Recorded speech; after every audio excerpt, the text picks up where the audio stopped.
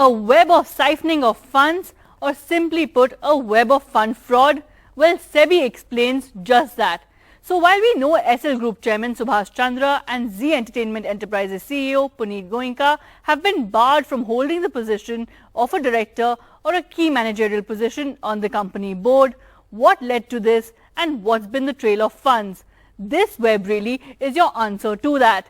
Now, first up, of course, what have been SEBI's key findings? As per SEBI, the key findings of the regulator, Subhash Chandra, provided a letter of comfort in September 2018 towards credit facilities. Now, for all of those wondering, what does this mean? Simply put, a letter of comfort is a document assuring the financial soundness or backing of a company.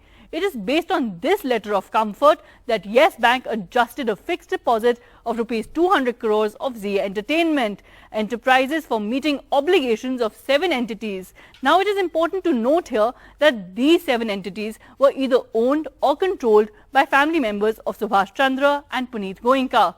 As per SEBI's interim order, both Subhash Chandra and Punit Goenka violated regulations by signing comfort letters on behalf of Zee Entertainment Enterprises without consulting or informing the Zee Entertainment Enterprises board.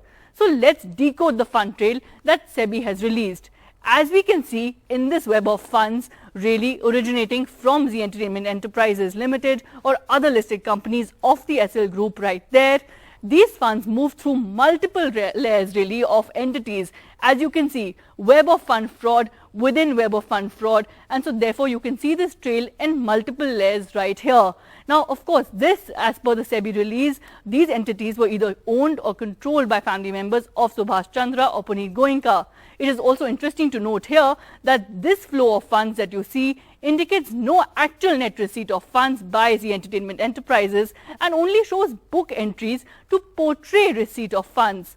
SEBI has in the interim order stated at least really 143.9 crores was transferred from Zee Entertainment Enterprises and other listed companies of SL Group to falsely portray repayment of due amounts to Zee Entertainment Enterprises from associate entities.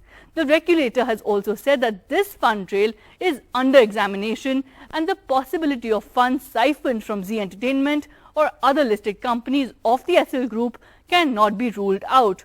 And to those wondering what happens to the Zee and Sony merger then, well, as per legal experts really, it is difficult for the bench to ignore allegations of financial fraud. As far as shareholders are concerned, they may raise questions as well. I would think it would take a very brave bench in the NCLT to say we're going to ignore all of this and just stick by the rule that the majority has approved and therefore we will not investigate any of this or we will not allow anyone to talk about anything else. I think that would be a very brave decision. I don't think an NCLT bench would be so brave. Sony, if they want to continue with this or not. And they will have a challenge because their shareholders are going to be asking their board what diligence they did. Did they know all of this? If they didn't know all of this, then now that they know it, do they still recommend that the merger continues?